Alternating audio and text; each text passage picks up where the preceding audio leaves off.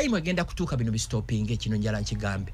This level of impunity, thuggery, autocracy eri mu ggwanga muno akaseera kagenda kutuuka. Kino kachi ate tekiri wala tiba balimba. Tekiri wala. Ebifo ebisinga okulima mu mwanyi tubimanyi. Erigon. Buganda ate yo. Ne one. Oshege.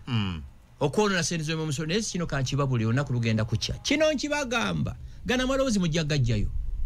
Teri muntu yeetabye mu kubba ssente zaamwe wa musolo ngezo. One day ajazisasulira. Kino kankibabuulire. Mwe muzimbe ebizimbe buli wamu. Nga timutegese baana bammwe. Abategese abaana bammwe bagenda twala ebizimbe. Nze ne mukyala wange. Ti omwana waffe ali mu kisulo wa kindergarten. Ali mu kisulo. Akola muki. Akuzibwa alina eddomu mother gwatamanyi. Kiringanga omwana n'abondinga ne maid okusinga maama we.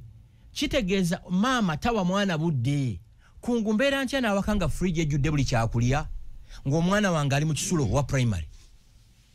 Alya kawunga na bijanja. Alya mmere ya kala bbiri bijanjaalo na kawunga. Lwaki abaana abavudde mu family enjavu ennyo bakimeekinze ate bazadde abaana abatagenda kimeekinga? Yenze Haji Arun omusomi w'edduwa asangibwe Bulumagi ku luguudo lw'Ejjinja kola ku bintu ebyenjawulo ng'emuli endwadde zitawaanya abantu ababulijjo. Kola kwabo bonna abalina ebizibu mu mukwano. Bw'oba olina ebizibu mu mukwano jangu gyendi neeyonera nsobole okumalira ensonga. Kola ku mikisa egy'emirimu. Kola kwabo abaagala okugenda ebweru buntu ng'okozesebwa amajiini okozesebwa Saitran ebyo byonna mbikolako. Osobola okozesa ennamba z'olaba ku screen oba okuweereza Frank Gashumba nange Adam Kungu mu programu Entuga muvandimwe omugole.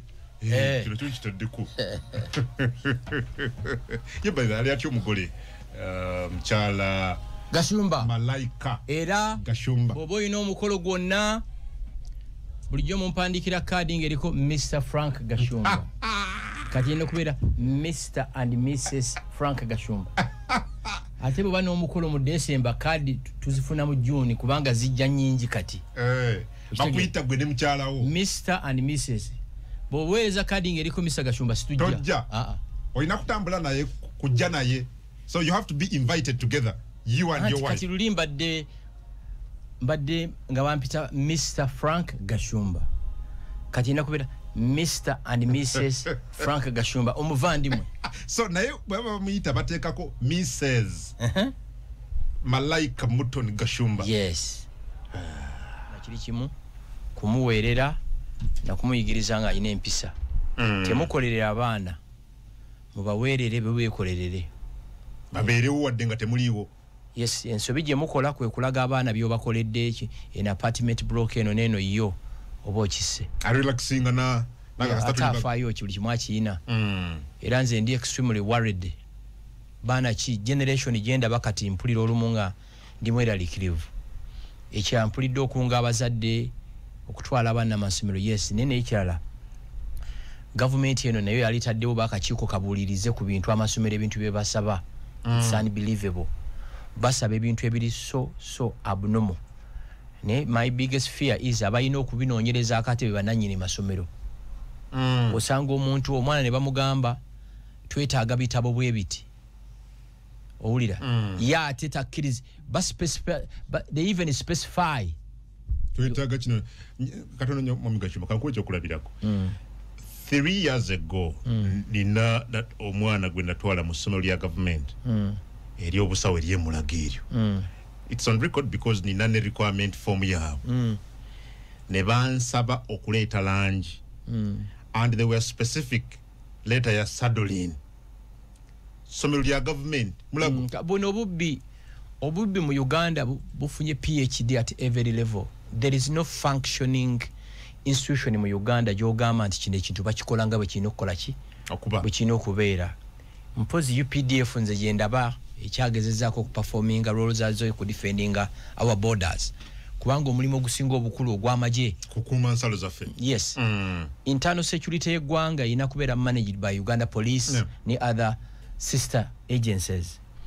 Niyo omwana omutuma kika kya langi no specifying nga n'emifaliso kati baba bagamba. Waliwo omwana asoma okuva mu senior 1 paka senior 6 nga bamucharginga simanya building fees.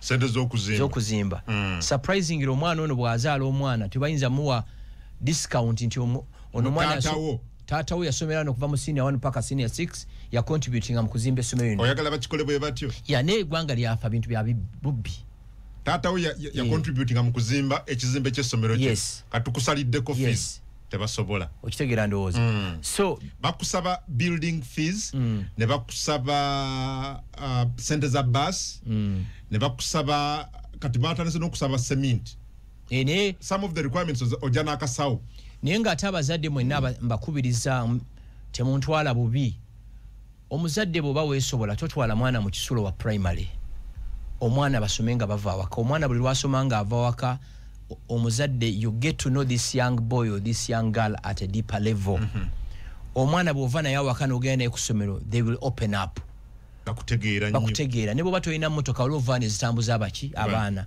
ate kyamulwana ennyo abaana mubasomeseze mu bifo mwe bali mu areas bawona okutambula wana Uganda wosanga omwana at 5 am sawa 5 sawa 11 nga bukya nga vaani ebatambuza nemujje munyonyo no picking owe kansanga negenda ne picking owe ruzira oluveruzira no picking owe nansana bambi akana kagendo tuka ku ssomero nga kakoyi ekirala nze singa mpereddwa obuyinza kyesinza kukkiriza ly'essomero lyonna erya kindergarten okubeera ery'ekisulo kindergarten okujjako ng'abaana baliko obulemu omwana wa nasala abeera atya neddomu mother gw'atalinaako attachment ekinnuma bano basingle mothers abatwala abaana mu boarding schools ebiseera ebisinga eza nasale bosanga mu Kampala nga babuukanga ennyana they are everywhere and they are nowhere baligitanga ennyana so abaana bonna kindergarten wali baddewo etteeka okujjako omwana ng'aliko obulemu nga yeetaaga special needs nga sobola muweebwa ku ssomero okitegeera ndowooza ge gali badde amagezi gempa awenyini government yavuddeyo ne guidelines empya mu Gashumba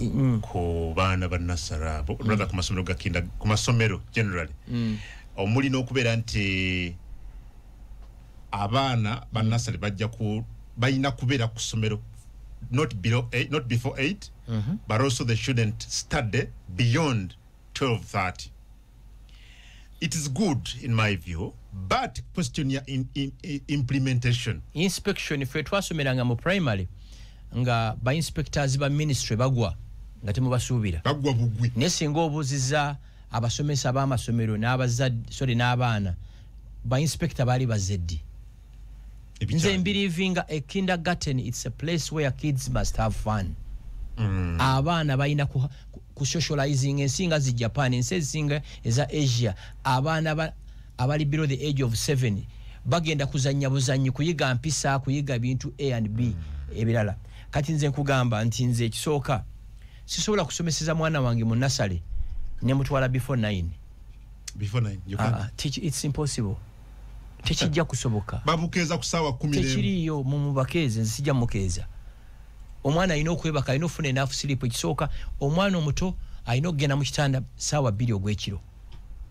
yebake paka 12 azuukuke bamunaaze bamutegeke agenda okukola ki agenda okusoma ekira sinza kunsomeseza mwana wange wa primary in a boarding school tekiriyo nja mwetwalyanga ku ssomero oba maama wamuggyeyo kuki ku ssomero bwe tuba situyina capacity eyo vaani gye ziri ezaki ez'amasomero so government yali badde gyawona boarding masomero ga primary because you see zali badde rare circumstances okitegeera ndowooza naye kankusese mwekungunze mbatuya n'empulya amwogera gavumenti si esalawo obulamu omwana wange bw'alivinga gavumenti erina garantinga security ya mwana wange that's it President Museveni si asalawo omwana wange ayina Barack Obama ekireeta bulungi twonoonese tutuse n'okulowooza mbu gavumenti etujjukiza abaana okukola waka kitegeera gavumenti erina siteeka eki mu mwana wange muwa security kyekyo kyokka waliwo gavumenti lwesalawo nti omwana wagende mu kisulo ekya UPE yes gavumenti yateekawo UPE brilliant idea naye abazadde mwali baddemu providingira abaana emmere gye balya gwe ng'omuzadde ffe emyaka gyaffe twasibanga amawolu mu ndagala ensi ekyuse abaana baba ne butifinizi bwabwe mwe babateerawo bakamuwogo ngaako oba akamonde okitegeera omuzadde ongamba otatusobola kupaakingira mwana mmere naye nga buli wiiki okyusa enviiri mu saluuni oyina smartphone nti Museveni yatugamba byonna tujja bisangayo bana abaana si ba Museveni banabo President Museveni akoze emikolo mingi wali olabye yo muzukulu wo gwagendayo era bazukulu be bakola ki bebabeerayo. Successfully we've delegated our individual responsibilities. Era bawulira government tekoze kino government nze ino kumpa kintu kiri kimu guaranteeing my safety nti bwenvuga nenva emutukula ngenda aluwa otuuka bwenva ekisolo nsolo gende kapucholwa. That's it. Ekikwatagana ne omwana wange bwenyina omukuza it's none of their business. Okay. Okitegera no it's none of their business. It's the business of the parent. Yes. Omukyala inokera ku macha n'ategeera omwana wange anaabye bamusize ku kizigo bamuparkingidde emmere gyagenda nayo. Feba mami wange agenda kweza myaka 8 yatuzaala abaana 9 naye nga abaana abawala abategekera eggulu lyabwe ekyo n'alisuza mu kyoto n'alivumbika abalenzi naffe nga kikoma ku mami olivumbika okulusiba ku mulagala nga lya gwe era nkijjukira twabiyomberangamu nnyo ng'oli agamba wiiki ewedde nze naleeta emmere ku ssomero ontegera ndowooza.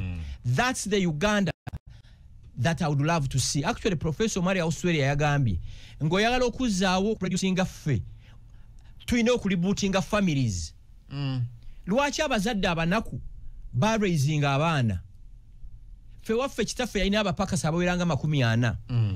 Fera omuntu bwe yajjanga nga yalakola mirimu nga mugambo yalakola osobola okukola nti ye waawo zimbawo nga bazimba olusisira abapakasi abo ate nabo nga baweerera abaki abaana. Kungo ngamba otya nze ne mukyala wange ti omwana waffe ali mu kisulo wakindagateni. Ali mu kisulo akola muki akuzibwa alina eddomu mother gwatamanyi kiringanga omwana n'abondinga ne maid okusinga maama we kitegeeza maama tawa mwana budde. Omwana bwazuukanga ekiro ng'aloota ayita erinnya lya maid manya waka waliwo obuzibu kitegeeza omwana alina bondi naki ne maama sorry ne maid wabawo ekimukanga. Yes erinnya limwanguyira amutaase maid tayita mami ayita Winnie ayita Linda ayita Joan. Then there must be a problem. Kitegeeza tewali bondi. Kati bwobuzibu bwe tulina wano mmwe kakati mwabefudde mbu musomyeko nnyo emirimu gye batutte ne mwerabira family. Dr. Sebale wa Case Clinic yangamba afunye omukisa okulaba abantu nga bafa ab'amaanyi naye abantu abasinga nga bafa bali greating obudde bwe batawa family zaabwe. Gwe ne bw'ona ozimba ebizimbe n'omalayo Kampala Road nga twempactinze baana bano aganyabo ensinga ejja kuba tenaba kuva ku bulago nga babitunze dda nga bisaanyeewo. Ongamba otya nti okolera abaana nga tebalina values. Lwaki 65% ku baana abali butabika baana b'abanene? Kubanga abaana b'abanene mu abanene you are all over muli ku nnyonyi all the time temukyabeera waka. Abaana beebezaawo bokka.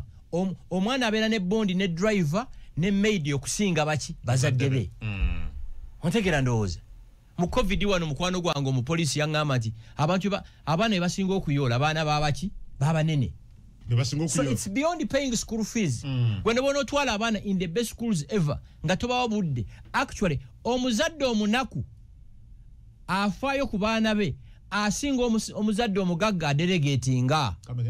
Omuzadde omunaku afaayo ku baana be asinga omuzadde omugagga delegatinga. Kiki kitegeeza omuzadde omugagga ku visitation ajja kukwata double cabin pick up ajjuzeemu grab amwereze omwana ku ssomero driver atwale ndi bize bino byempulidde primary zenali muzoli mwezi Gasiya gwempulidde gobadde ogamba oyo otegera ndowooza ali mu kalulu okayisa Gasiya ulira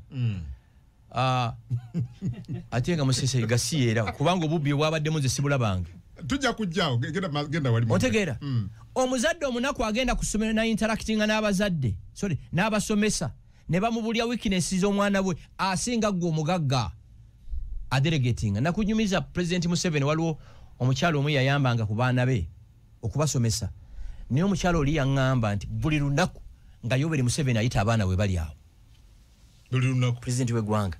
Kati President w'eggwanga the busiest person in this country oba afuna obudde bw'abaana be ate gwe gwali eyo kungu mbeera ntya n'awaka nga fridge ejjudde buli kyakulya ng'omwana wange ali mu kisulo wa primary alya mmere ya kala 2 bijanjaalo na kawunga. Omwana nze nja mutwala mu kisulo mu senior 1. Lwaki ate ayige okulivinga ne banne abalala Yes. Tolina kyokola accidentally. No. Okikola ng'olina ensonga. Formative age y'omwana yonna eri between the age of 3 and 11. Obwongu. Buli ekigwamu tekivaamu. Kati nze nyina ebigambo bye mpulira ku TikTok ne nkwata ku matu bwenti. Kuba saabiwulira kawaka. Nga nze ne bwe mba ndi mu bathroom yange bw'omu. Neeteekako TikTok munakuba ekigambo ntya bwenti. Naye oli nga akyogera. Ebiyambula n'okweyambula ku TikTok. Ontegeera ndowooza? Kivaawa. Nkuza. Yes. Mbalabo kunange ne nti akugamba nze tukola ne delivery. Ate ka tulina obuzibu baba maama. Bagamba mbufe tuli old school. Bamama. Tuli cultured mbufe. Omwana muleke. Si wange. Omwana bw'atakaaba mu buto mu bukulu gw'okola ki? Gwakaaba. So bamama ba contribute. Tata bojja akabo. Nze nalina abaana wakakino nkikugamba nga nyinawo ka frame nga limu ekigambo mu nyumba muno temuli mu democracy.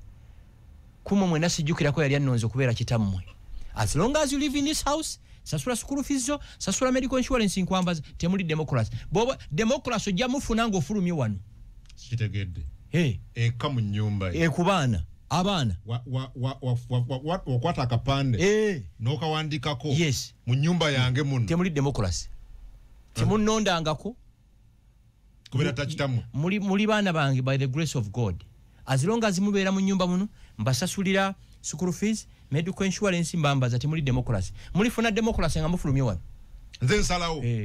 Wali ufuse dictate. Kati kankubuuzemu ekibuuzo.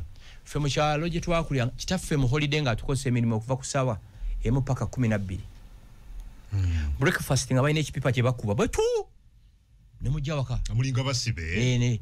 Be bayitanga ng'abasibe. Yabakola bubi nnyo. Because walinda byegwe wali nsanze wagwe kungu.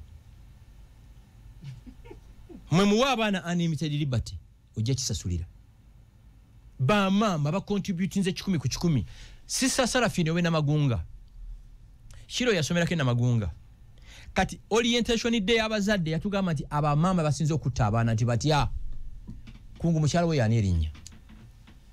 Mukyala wange. Kale teeka oli nalyo sanze abayayiti bamutubbako. Kale Mama Rehema. Okay, Mama Rehema, yes. Sawa 11 nga bukya. Muteesa ti Mama Rehema omanyi. Abaana bano mu holiday bawummudde. Tubawe weekend eno. From Monday batandika okukola emirimu. Kati bambi kungu ova wakasame kagwe. Mvaayo sawa 10. Nenzirayo sawa sometimes mukaaga nga nvudde ku TV. Excellent.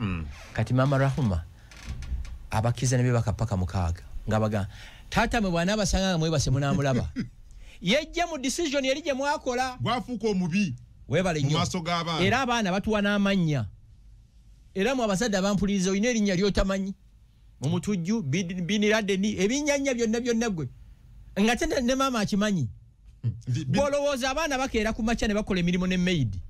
Aganyabo balangira bambejja. Maid yakola. Kyova olaba osanga omwana ali emakere amaze okusoma. Oba omwana amaze graduating nga tasobola na kufumba macaroni. Kwongera akalala.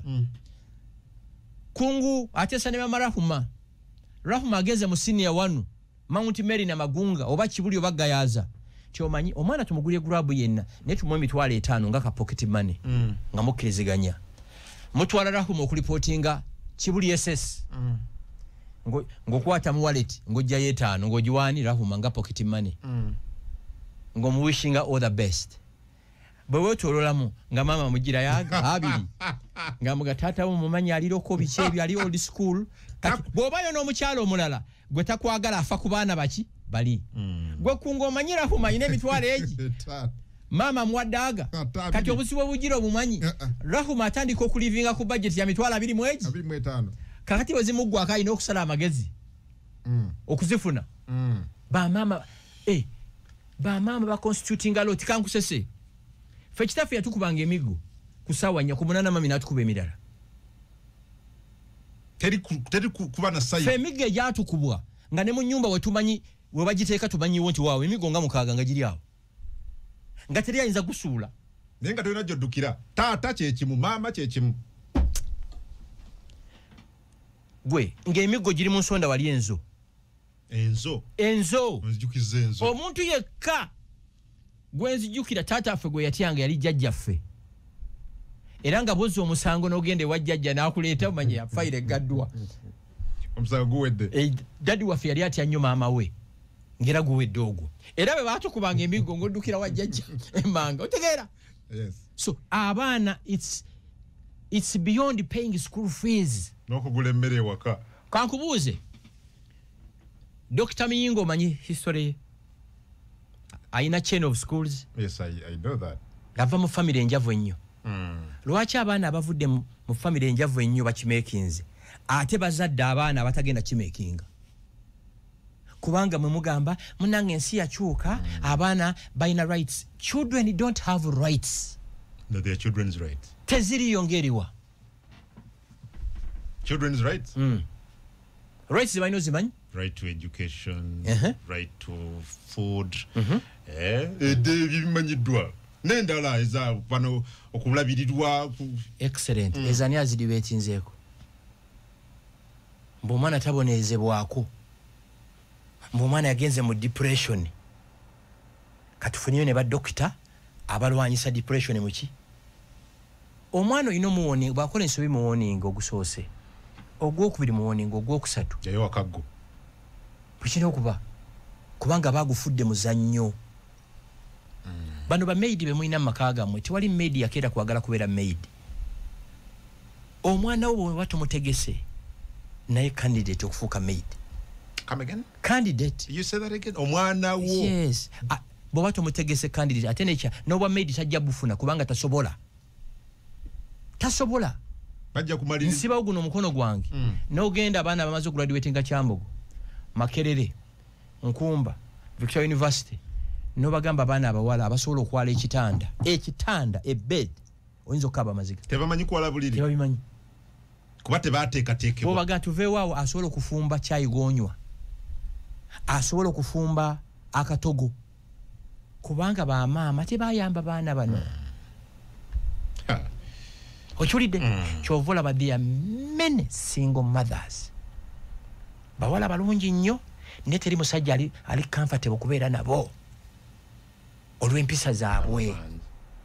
Sanga very beautiful girls. Ate bo omugwako gwe baakuza noga kino kiki gwe baakuza kati ate nga bo munoonyerezaako ajja kuga maama waffe je bali abali abakambwe ffe mami waffe ne yakusanga mu kitanda ku saa 8 ogw'ekiro nga tiwanaabi ajja kuyira ebaafu y'amazzi lwakitonaabye awo so beyond bino kuwera school fees bintu bingi ebino complimentinga ki omwana munze nabonaabona nnyo saagala mwana wange aboneebone kambuuze omwana omulenzi wa primary okwoza emmotoka n'abantu kubonaabona omwana omuwala owa primary okumopinga ennyumba n'amabalaza okukubonaabona ate akaana akato ak'emyaka 7 akalunda ente 10 kayigiriza mirimu nosanga akaana ng'omuddo gukasinga obuwanvu kali mu kulunda ente 10 nenga tiwali nte n'emwe eridde y'abantu oloboka bonereza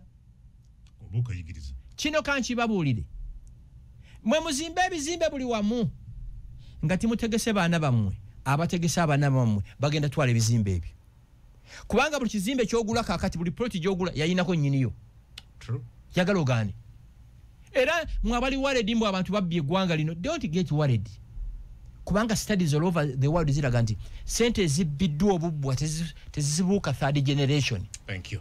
Ku Radio 4, Radio 7 ne Radio 8 nze Adam Kongo tujawo nsimbi zino katun but bwe tukomawo mwami Gashumba wali wano n'ogera n'olambula Uganda Cancer Institute ne dojo n'obyogerako n'oyogera ku mbeera eri mu ddwaliro ekkulu e Mulago twali tuli awo ng'omukyala Irene Mulyagonja former IGG bambi nga afirwa bawe yatunyonyodde a very horrible situation bawe rather gye basanzemu eddwaliro ly'e Mulago eddoboozi lyo ngenda dizanya nga tuvudde mu break yatusonoga nti kyemulaba ekyo kizimbe just naye ekirimu si ddwaliro wano wetutuuse ki ekipya katujja ekipya kiri kimu ti omunene mu gavumenti yakoze eki yayise mu mbeera eyo kyekyo kyokka kyekipya naye abayaaye bali ku TikTok waliyo akawunti nga 6 ku TikTok mu mannya ge nga sizze ziraba ziri eyo naye nakulabye Twitter X account gyayina eri verified yeno giraddeko ebigambo biri ebiwoomu ng'akutendereza naawe n'omuddamu okitegeera yeyo yokka Twitter X account ye binyuma okubeera mu bufumbo ne tububaddemu ebbanga lwakuba tebubadde official. No, kino ekya Mr. Mrs. Does it sound good? I think it does. Nenze okimanyi nti ndi beyond that, ndi beyond titles. Nze omuntu gwensinga okuwagala ye muntu Peter Gashumba. Saagala linnya lya Frank. Kubanga abazungu abo sibamanyi. Sibalinaako Luganda. Naye Gashumba muyinako Luganda. Okay. Malingumu. Mpoze ekirala mu show gye twakola ku Monday. Waliwo ekintu kye nayogera nga ndowooza kiri nomo ne bakiblowinga buli muntu. Ekiriwa. That we must support our wives, we must support mwabacha dating your girlfriends. People bachi interpreting abubi. No kwega chenazudde.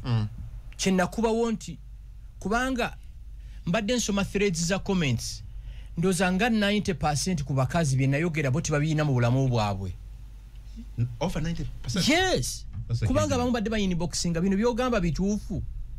Nega these are facts we nimba katonda ampe chonje. Okay. Kubanga what I said chiri very simple. I must fuel my wife's car. Emotoka mukyala wange yino giteeka mafuta. Nyino mu upkeep ya week. Much as I know musalage gwakola ki gwafuna. I don't expect era nkisaza mu linnya lya Yesu talisasula mazi biru ya national water eya umeme busasula school fees abaana. Okitegeera tali kwata ku sente zembo agenda agula ebintu ennakasero. Ontegeera kati bwe nabyogedde ku bantu nti abaana bakazi badde bayini boxing abo kino kituufu kati kyenzudde ebintu byonna byali so abnormal bifuuse normal. Kubanga a true African man must support, must guide and defend their wives. You get it? Nature chenayogera nti I don't expect her to cook for me. Her role is to supervise. Okitegera ndowooza. Omukazi gwe mukyala otakola? Akola. Ava wakasameka. Bumacha sawa 2. Nadda meka. 12. Abatakoye? Because asibya akolona kulona. Lwaki omusuubira nti gwokowa yetakola ki? Fenna tukowa kuba tuli bana. Ate n'abayambi betulina awaka batuyamba ku mirimu kati ng'omwana we have an amazing young girl atuyamba ku mirimu. Ye bwazuuka naye 12 weziwa saawa nnyanga ebintu agikoze eki? Agimaze. Kyagenda genda mu baafu nti ayoze engoye. Washing machine egiyo zikuba simple. Engoye zange ezisinga za dry cleaning. Kati bwe nabyogera kyabadde ng'ekyokuwemula. Otegera ndowooza. Kubanga waliwo obulamu obupya obuzze mu Uganda muno bwe saagalira ddala. Bills mbu 50-50. Sasulako nange nsasuleko. Omwana bw'aba asomera miliyoni emu omukazi aliita mitwalo 5 n'omusajja n'aliita mitwalo 5. Mb'oluwe mugenda ne ku date mu sharinga bills. Mb'omukyala bw'asasula umeme omukazi asasula national water. Kati ndibeera ddi omusajja mu maka gange. Anti Mwami Gashumba ndowooza we kiva waliwo abakyala abo nga bafuna ssente almost ezaagala okwenkana basajja baabwe oba n'okusinga oba n'okwenkana. Zize. It's her money. Kuteesa ne munno n'akuyambako. Waliwo etutateesa. Sente ze. Kasente ka kikazi omukazi ne baba afuna biliyoni bakayita kasente kaabwe. Kati kankusese. Singa obadde sitaakawo ne weewola ku maama Rahma emitwalo 2. Your body needed 200,000 nazikuteera ku simu. Ne wayitawo omwezi gumu maama Rahma ng'agenda mu kyalo n'omu obukadde 2. Mu mwezi ogwokusatu ayinza okujjukiza emitwalo gya 2 gye yakuwola. Nkubanja. Naye nga muwadde obukadde 2 ate. Kasente kaabwe. Kakikazi. Kakikazi. Ate nekyo abakazi baba n'ebizibu byabwe biri personal. Mukazi wa asobola okubeera ewaabwe nga ye breadwinner. Asobola okubeera ewaabwe nga alina bato be baweerera. You get it? Ebintu byabwe biri personal. Nga alina anti we yamuyamba mu kkula gwa supportinga. Kati akasaala ke bw'okagwamu. Iwana ate mu Buganda mwe nakulira. Ng'omusajja agulira omukazi gomesi. Ku Easter oba ne ku Christmas. Ng'omusajja buli weekend balina okugula ennyama. Kyova olaba omukazi bwe yamalanga okulya n'abaana nga beebaza taata kyofumbye naye nga yafumbye no ye yabikoze eki kati kungu Frank Gashumba original ntuula ntya ku dining table nendi enkoko amukyale yagiguze nga simanyi gye yavudde buli lwontantandika okulya emmere enkoko gy'otomanyi gye yavudde tobuuza mukazi lwaki akomyewo leeti aba ava mu kunoonya sente ayinza okuba nga ava mu bikula bikyamu anti anoonya sente ze munaalya n'okwerera abaana Otegedde kasita omukazi atandika okusasula biiru za waka tomubuuzanga gy'ava aba kunoonya ssente simple ekirala mu abazadde mbagamba nyina gwenda kigambye eggulu mufune abaana fayiro zaabwe eza banka slip bw'osasula school fees second term 2025 gifayiringe omwana bw'alimala okusoma oba bw'aligaana okusoma aleke kwekwasa nti kitange teyakola ki enso girage ki waliwo lwaki ekirala waliwo abaana beefuula nti tewansomesa ekirala bw'osasulanga school fees ng'oli bize nnyo ng'osindise driver wo oba assistant wo wansi ateekeko erinnya lyo Frank Gashumba bano bamaama beegatta n'abaana baabwe mu bukulu omwana n'alimba nabonaabona naawe omusajja oyo yali mwenzi ng'ali mu bakazi tiyabaweerera ng'ajjayo fayiro nti olaba wano nze nasasulanga bintu bya rekodi zikaakati amaka we gatuuse bya bwino nze awaka buli mwana nyina fayiro nenga weeralikira nnyo bamaama mbamanyi asobola okwefuulira akutayisa abaana kakusese ekyama okuza omwana okuva mu nasare paka university n'abeera ne maama we eddakiika 3 n'amukyusa timing. I have a friend musajja mugagga musiraamu yayawukana ne mukyala we omukazi n'amulekera omwana ayonka nakuza omwana oyo n'amuweerera gayaza na magunga n'amutwala e Canada okusoma 6 months towards the graduation omwana n'agamba daddy nkuyita ku graduation but you must come with my mother.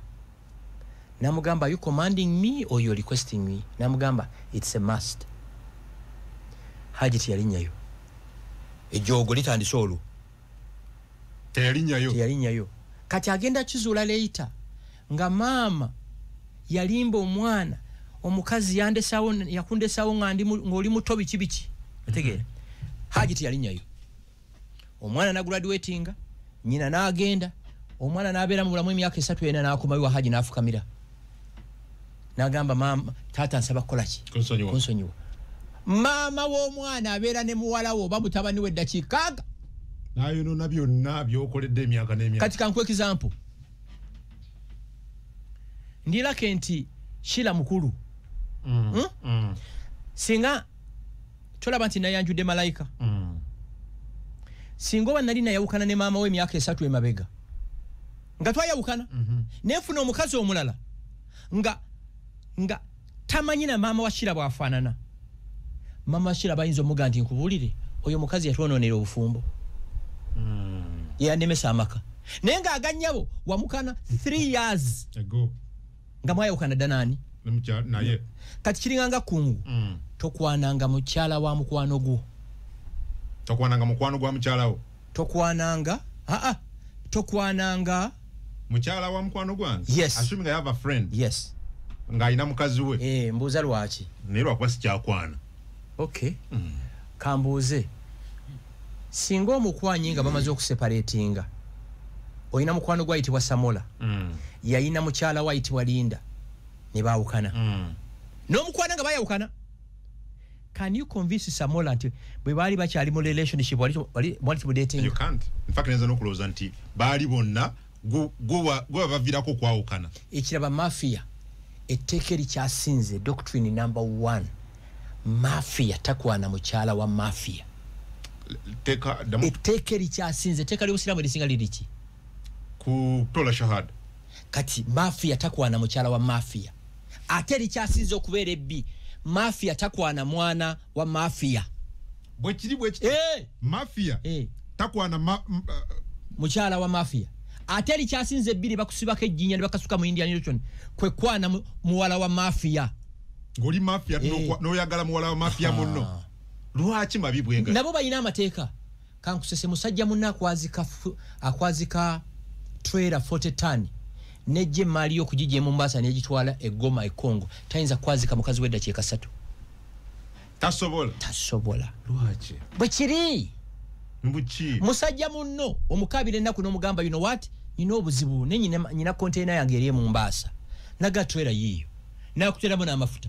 Netika 40 tani okujije Mombasa paka Goma Kongo tayinza kwazika mukazi dakiika ezi omukazi tebamwazika omusajja ono muwani kiwano kabambi mukwano gwa yanyumiza nti birimo n'ekisiraani obazo kimanyi ebintu ebyo waliwo abasajja abalina ekisiraani nga buli mukazi gwe yeebakako asiraana waliwo n'abawala abalina ekisiraani nga kijjusa sino twaka 15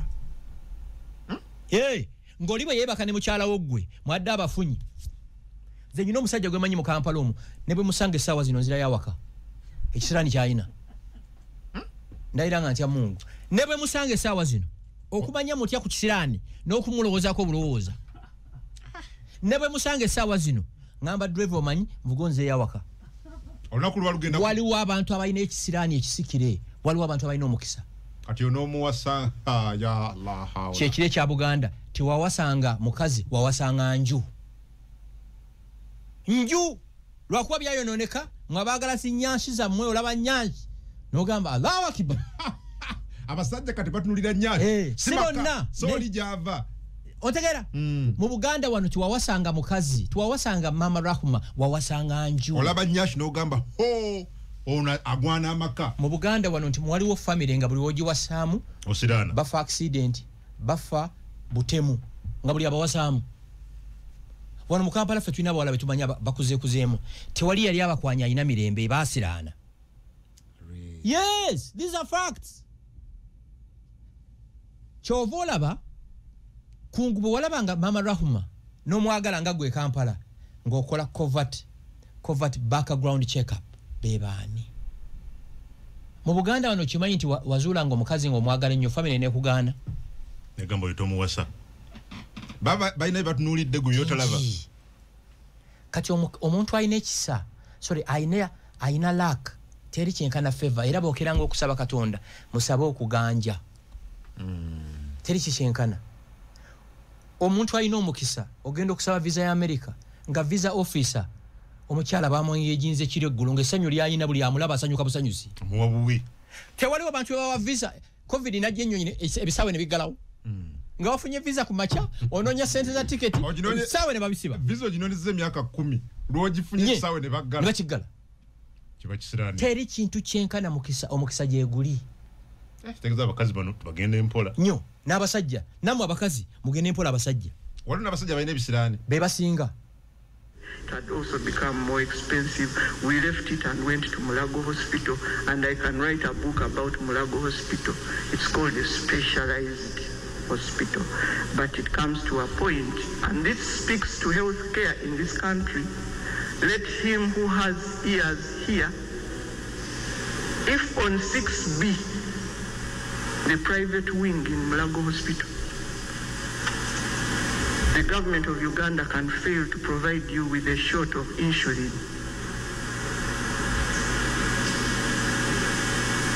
and on the same 6B, you can fail to find an NG tube. You know an NG tube? These tubes they use to feed people. At the end of his life, Mr. Kafukoza failed to eat. But you can come to a day where they tell you, oh, we are going to put an NG tube. Someone comes in the morning and says, oh, we'll put an NG tube. It disappears. The next person comes on duty and says, oh, we are going to put an NG tube, and he disappears. Then finally in the evening, someone comes and says, you know what? We don't have Mulago National Specialized Hospital. And I have to say this, John would not forgive me if I didn't say it, because he fought for the rights of others. I too have fought for the rights of others.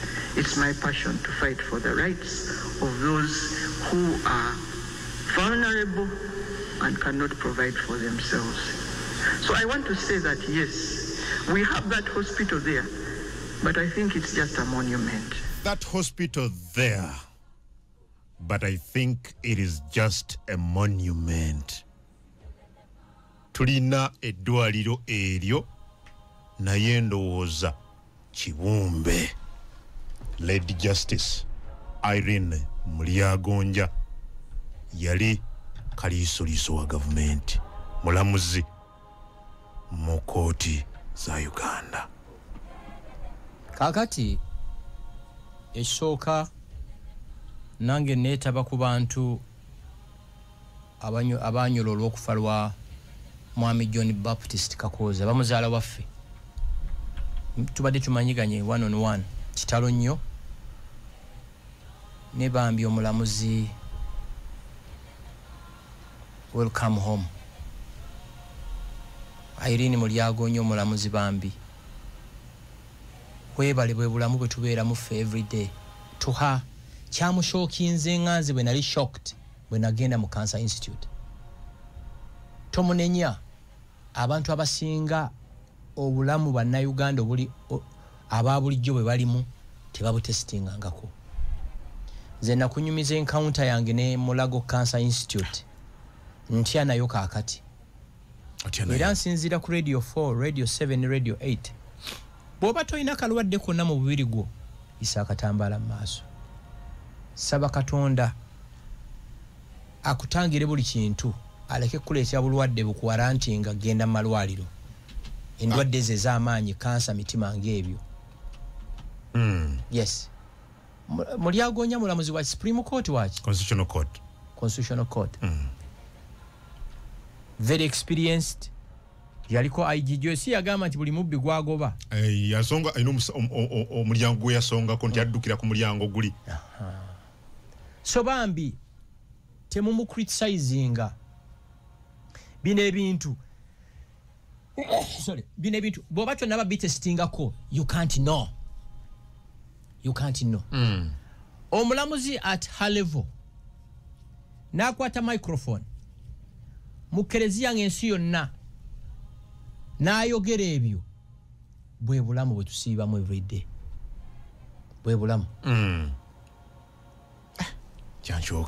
kyakushookinze eki bantu bangi teboogera bino genda mu maaso mu ggwanga muno kubanga olw'emirimu gyabwe naye ng'oyala okukakasa nti essaala zokka tezisobola kuseevinga ggwanga lino genda Mulago Cancer Institute okufuna ekifombo olina okutuukayo ku saa 11 nga bukya I witnessed this ng'abalwadde beebase ku flo n'osanga omulwadde kansa alina waaliiswa naye yeebase ku flo bamutaddeko amazzi okitegeera kati emanyi bagenda kuvaayo bakole zi press release era bavudde nayo ne baga nti bannayo nalebya kuli eddwaliro eyo omukyala nga bannaye batu government to yongera ku sente ze muwa Mulago ekyo ffenna tukiwagira naye bwe tunaabawa sente munaakola kye mulina okukola ekyo nakyo kikulu yeah, but why can't they attend to the basics kale nsente zetuyina ntono lwaki tezikolako ebitandikibwako ate namwe abali codinga njala muli codinga akantu kano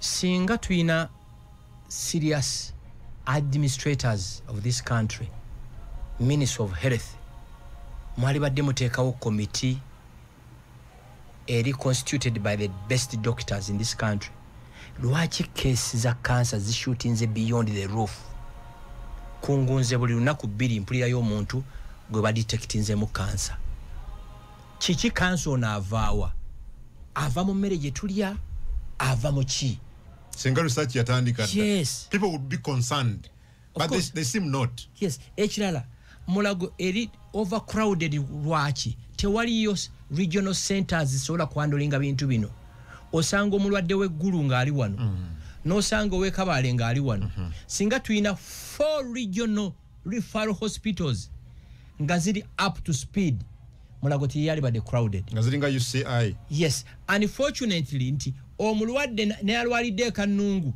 aleetebwa Mulago ekibuuzo kiri nti sente zetuwa Mulago as a hospital zimala no ekibuuzo ekira bwe tunaaziba wati mubbe nzibe kubanga abaana babbye sente ku mulembe guno walabye ekyuma ky'emmwanyi ekya bino byadde ntungamo nalabyawo ekyuma in fact maybe okuwaka abantu background katono nnyo omukolo gwabadde mu nsozi za Rwashamaire mu district y'entungamo eno twabaddeyo ne kyebayise Africa Business and Investment Forum ey'omwaka guno nga yategekeddwa company ya Africa Coffee Park nga bakolagana ne government ya Uganda baagala kutumbula mutindo gwa mwanyi emwanyi nga bagutumbula ntungamo wanje botumbule mwanyi oleeta muyimbi wabadde ono musajja omuyimbi oyo Diamond Platinum Platinum bamupangisize private jet okuva Kenya.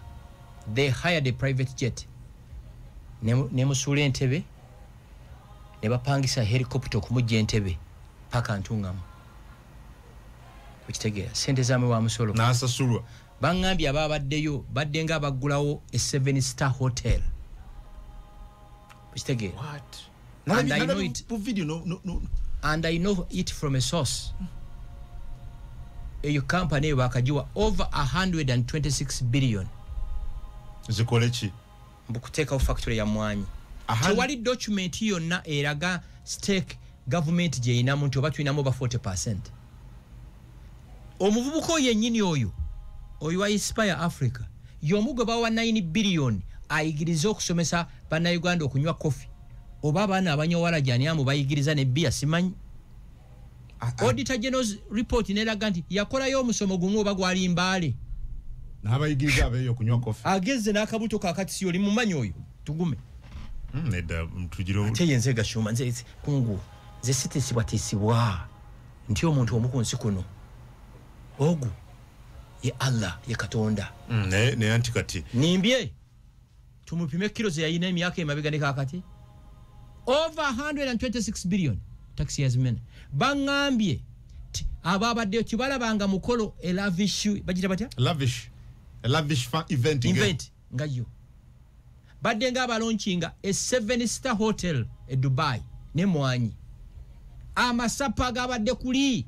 So do you have issues with that? Yes, sente zangi. Sudiri bwakola amasapa ago sigainako buzibu. Kuba sente ze. Wava muno bwakola sigainako buzibu. Mandela Omar bwakola sigainako buzibu. Nezino sente zangi.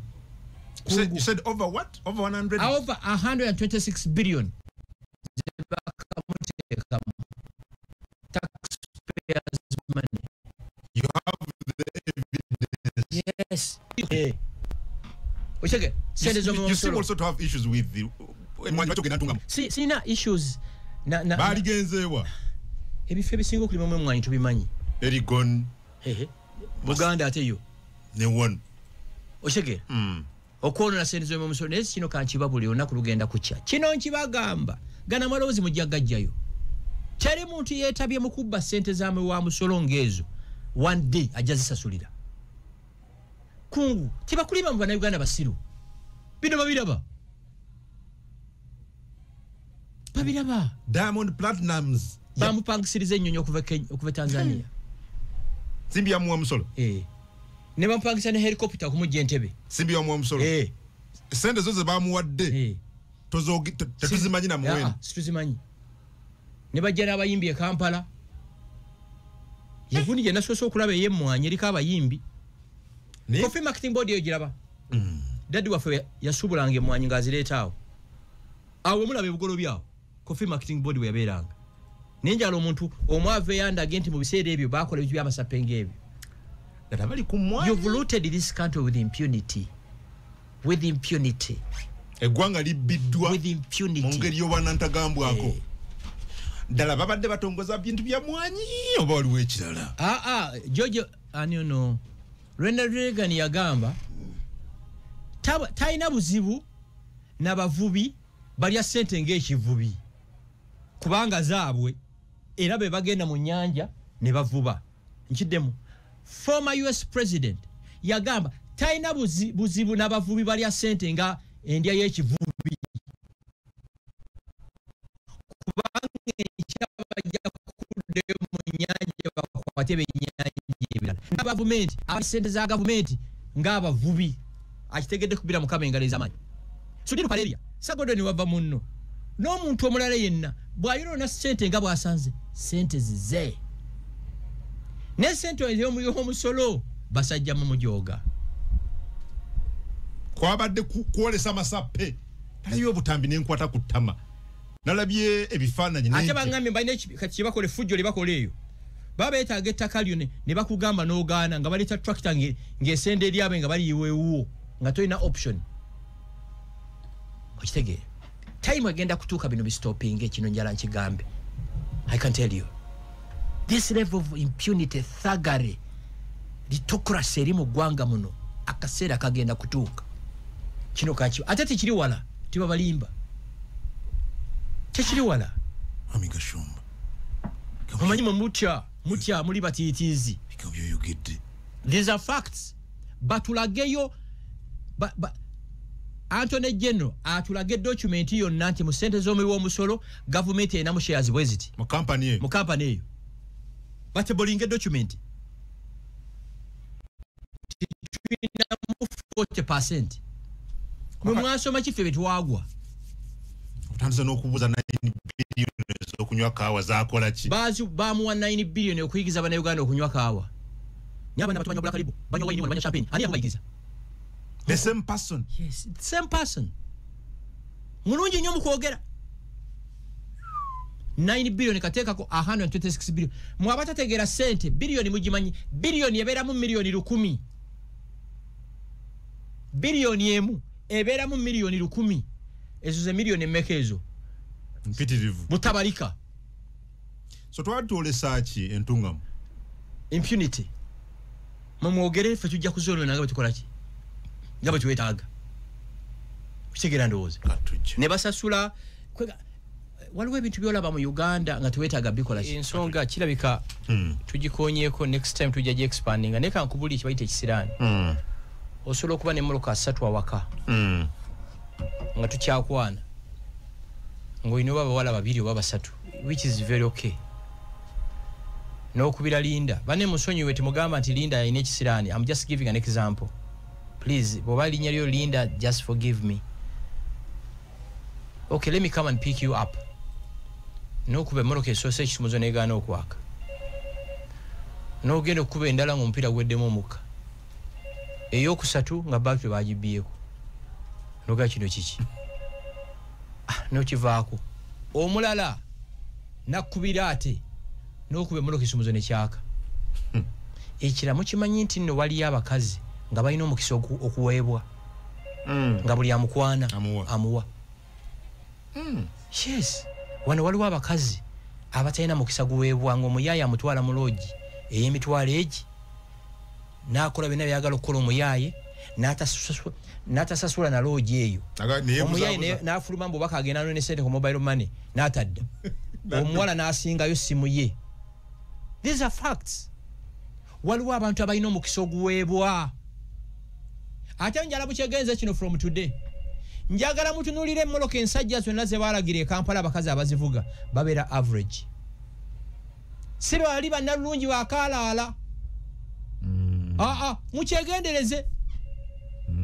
From today. Bakala tebalina mukisa. No. Omukisa abaguyina nga talina mpisa. Empisa zisinga eddagala. Gwe n'otambula mu basawo bonna abali mu Africa bakinansi bamasheka ne bakusabira bapasta ne bakusabira bonna ba prophets bamwe bonna be muyina abo nga toyina mpisa. You are wasting your time. Teri kintu kyenkana mpisa. Gwe nebo bano omukisa nga toyina mpisa buli kikuyita mu ngalo kigenda bugenzi ontegera ndoza empisa teri kintu kyenkana mpisa. Okay, babale nnyo bageba sibe bulungi. Sawa ziweddeyo? Zaweddeyo dda. Yes, abatuuliza abadde ku radio 8 radio 7 eno radio yokka mu Uganda ekola show ekuba boda ku boda. Bwe tubeera ku radio programu yaffe n'entugga emutukula batupiikinga Bunyoro, the entire Bunyoro region, Nakasonga region yonna etupiikinga, ab'Embale batupiikinga. So abalanzi I would encourage you okulangira mu programu yaffe eno every Monday kubange bagita return on investment. Tewali show wano mu Uganda ku Monday ulinzibwa ku makya nga show eno. Okay. Mwebale nnyo mu hustling abatanda bakuzeeyo bana mu masomero katubasabire Allah bateremu obwangu ate n'ekirala abaana mubabuulire hustle gye muyitamu ofuna sente. Okay. Omwana akulenga akimanyi mami wange oba dadi wange. Okay. Sente zimutawanyo zikola ki okuzifuna. Abale nnyo ze Adam Kungu mama Sebate Kitebi webale Jebbye Nakasozi webale n'abala